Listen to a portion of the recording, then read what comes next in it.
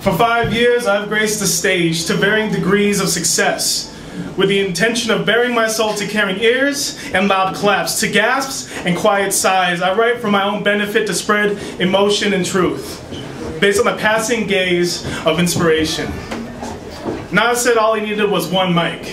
Well, I just need lungs and a voice box, or at least my steel-trap style mind to produce a barely coherent thought enough to translate to viable speech and maybe make some audience members who nod their heads in agreement. I speak to you not as a veteran or a master of the craft, just a gentleman with an open book of rhymes and alliterations, ready for that spark and moment to unleash my wave of words for all the boys and girls. It's beyond the color of flowers, or how the pen is a needle and the ink is akin to blood, and how the blood is red, which means it has oxygen. Oxygen means life, and how to use oxygen in poetry? Inhaling it through the lungs and pushing it through the voice box. See? Life does inspire spoken word poetry. It's carrying hands that cradle my deepest fear and gives me a glass of water when my head starts to hurt. So I ask of you, budding writers and up-and-coming artists, to always stay true. To use your voice, to use those fingers and wrists like you would work those hips only to the beat of your own drum machine.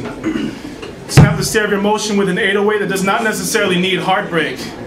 Place it on the page or screen, spit it to a supportive crowd. Write on a Pagliacci's napkin, something or anything that has meaning. You can write about anything. How the jerk on the bus bumped you with a backpack, or how her gaze over the dinner table signaled passion beyond the joy of sharing spaghetti and meatballs. So please, if you have any reason to share, just write. One day you may find your way to a big hall and stage saying, "Dear poetry, to answer your question, yes. My day has changed when you walked within sight, but when the clouds get grown and I feel the falling of the night, I can count on you through headphones or my most deaf DVDs, the local spot for you to tell me that life is hard, but it's not impossible, that love is beautiful and hard to encapsulate, that through it all, I can speak as loud as I want and yet whisper the strongest messages to a select few." Remember those caring ears? Well, thank you, and I invite you to take my piece and think deep on how you share your thoughts.